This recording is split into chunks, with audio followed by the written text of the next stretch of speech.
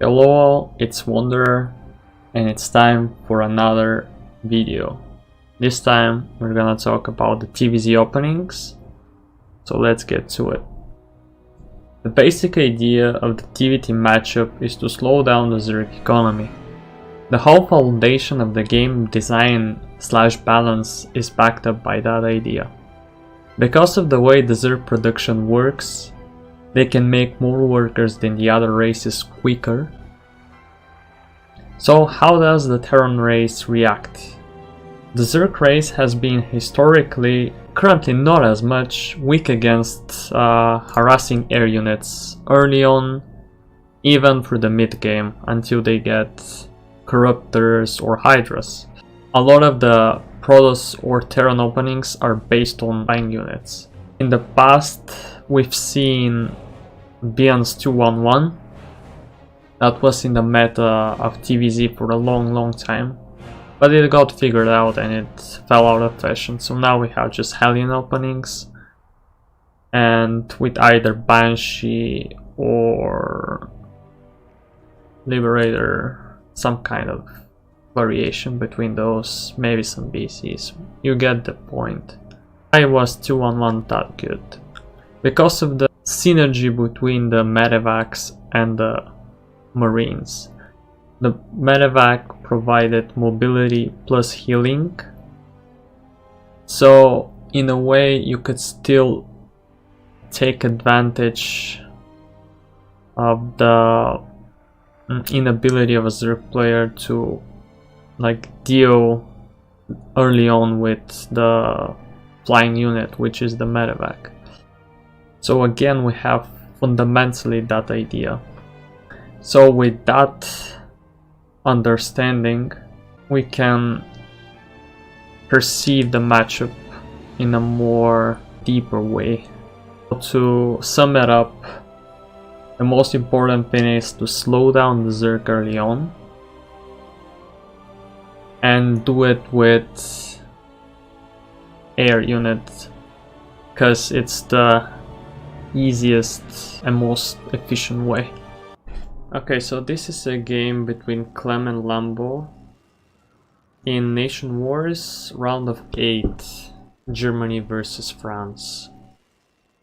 I'm gonna use it because the build order that Clem uses is pretty standard, and also he scouts, and I'll try to explain how to read the scout that he does, so you can defend if the Zerg decides to cheese, like any potential all-in or cheese by the Zerg. In this particular game, Lambo played normal, so most of the time this is what you will encounter in TvZ. So you see here, if I go back a little bit, I think he started with gas first. Normally you can go gas first or barracks then gas. Both are pretty standard. With this approach here, you would just have more gas early on. And as you can see a little later, when he wants to start the Liberator and Stim, he would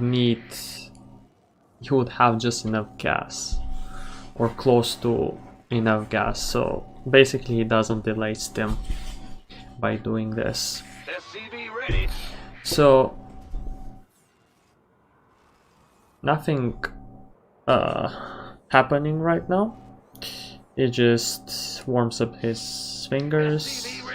This is the first game, and now he sends the worker. So basically you can send the worker that ends builds the barracks. After the barracks finishes, you just send that worker and you would be fine. If you decide to do a normal racks then gas, it's the same thing. So here you can see the factory is already Command center upgrade on the way. the Reaper is almost finished, and this SCV here. So we're gonna focus on this SCV. Now see, first he sees 2 drones, one of which is gonna obviously build a third, but the other thing he sees is the creep, so he knows that there is a hatchery here. Like, he just knows that there is a hatchery here. There's no way the Zerg has creep without having a hatchery. And like this early in the game. And he doesn't have to confirm it, he just goes straight to blocking the third. Now, you can do the same thing, like it's very annoying to a Zerg player blocking the third, so this is definitely good play. If you can just buy enough time for the Reaper to further delay the third, it would be great. Now he continues the build with adding a barracks and finishing the wall, starting the reactor. Let's see here. He did indeed like block the third for longer, like he didn't allow the drones to start the third. So from here you can see that he switches the factory with the barracks, starts some Hellions, starts a starport. He has a second refinery, which you can see here real quick. He starts, you should be starting it right now, yeah. So I think maybe he wanted a bit quicker, but not sure. Anyways, now he'll start the starport, getting Hellions, getting the orbital, and like this is the first 3 minutes are pretty standard. Now let's focus, this is the building part, now let's focus on the scouting. So after Clem got the denial of the third, he would want to like check with the drone count. Let me see if he checks it right now. So now he sees a couple of links, so that's fine. Lambo wants to take a third. Now he'll see a drone and a queen, that's okay. Let's focus on this Reaper. I think he will go here eventually to check the drone count. Now right now what you can do is, you want to be sure that you can play macro and the Zerg is not cheesing, just send the Reaper and check the main base for a layer, a roach warren, a bailing nest, like something fishy. Right now Clem is just denying the third and being annoying to the Zerg. Now he'll finally check what happens here, also do some damage to the drones. But as you can see here, there are a lot of drones. So this basically means that Lambo is just droning up, like nothing like cheesy, he's just droning up. Also here, he confirms all the gases, he confirms no layer. So this is so pretty standard. Now let's say something like he scouted a roach warren or a bailing nest or a fast layer. So how to defend against all those? Against like a bailing nest or a roach warren, the easiest way is to just build a bunker. And against Link Bane you can continue the Hellion production and just camp here. Against roach warren you need a bunker. Switch the factory and the barracks immediately, even if you have started stim. You want to cancel stim and switch those and start a tank, some marines to get into the bunker. And also if you wanna really counter the roach play, you can start a banshee from the starport. So basically another tech lab and start banshees. Like banshees are very good against any roach early attacks. Like you can counter the roaches and then deals some counter damage as well to his economy, which is like very, very good. Like you can easily win a game like that. Now, if it's lair, what you want to see or check is the gases. So at this point, if he starts a lair, he'll probably have like one more gas, and then you want to see if he has 4 gases taken, or he just stays on like 2 gases.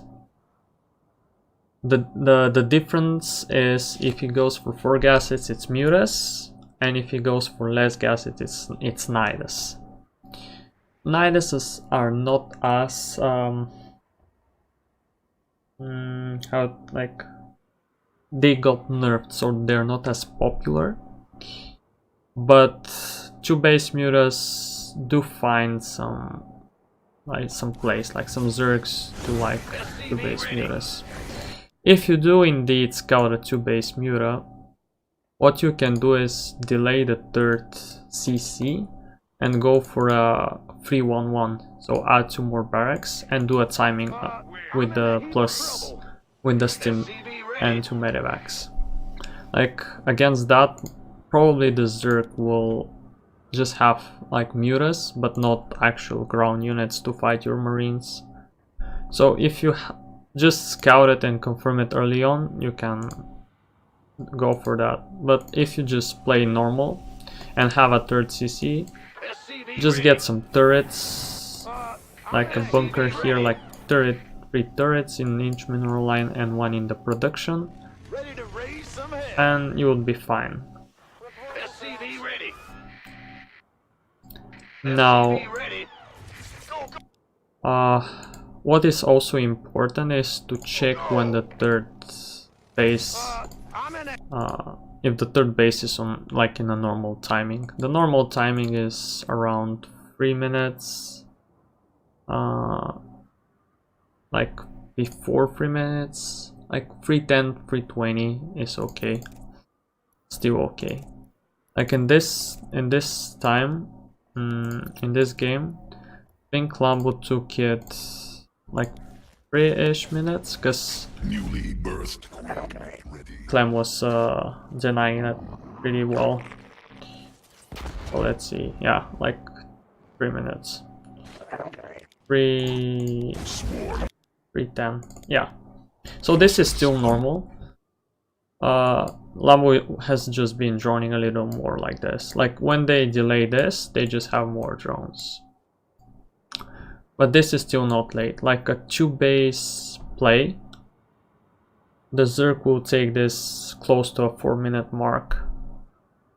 And if you see like a very, very late turret, so basically 3:40, 3:50 or 4 minutes, then there's definitely something going on. So just check the layer and the gases.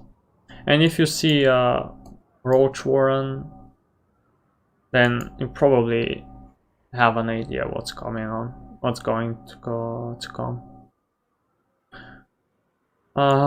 Maybe a Zerg can go for a Roach Warren and steal 4 gas. That's when they try to fool you, like into thinking it's a Roach attack, but then it's a Spire. Maybe a Zerg can do that. So I think it's safe to say that if the Zerg goes for 4 gases, then it's going to be Mutas like 99% of the time. There's no other way for the Zerg to spend all that gas this early on. Attack.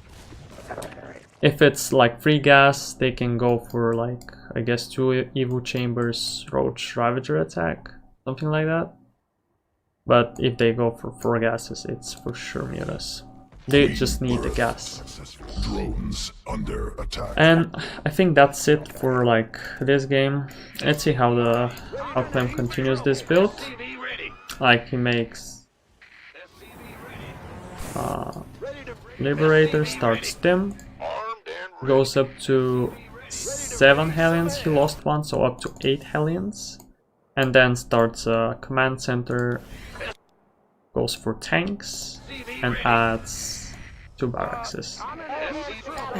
He will switch this starport, and you'll add engineering base very soon here. There they are. So this is pretty standard transition, not like you'll see this in every like bio game TvZ. They go for some starport unit, some amount of Hellions between 2 and 8, then start a command center, 2 racks, and then 2 engineering base, then 2 gases. Like after you get the engineering base, you get the 2 gases, and after that you get 2 more barracks. Now he doesn't have the money yet, but yeah, there you go. At about 6 minutes, you add the 4th and 5th racks. And this is, by the way, the production you need until you fully saturate your turret. He will add 1 more factory soonish. Yeah, there it is. So he almost saturated a third. That's when you add the other factory, or about 7 minutes. In this game he goes for 2 tech labs, so mass tanks. This is because he saw roaches. And I'm gonna stop here because the idea of this video is to show you openings, and this is already like mid-game, the mid-game sphere. And that's it for the video. Thanks a lot for watching. If you enjoyed it, please hit the like button and comment. And if you're interested in watching live games, you can check out my stream at WonderSC2 on Twitch. And if you want to get coached, you can check out my link below at Gamer Sensei.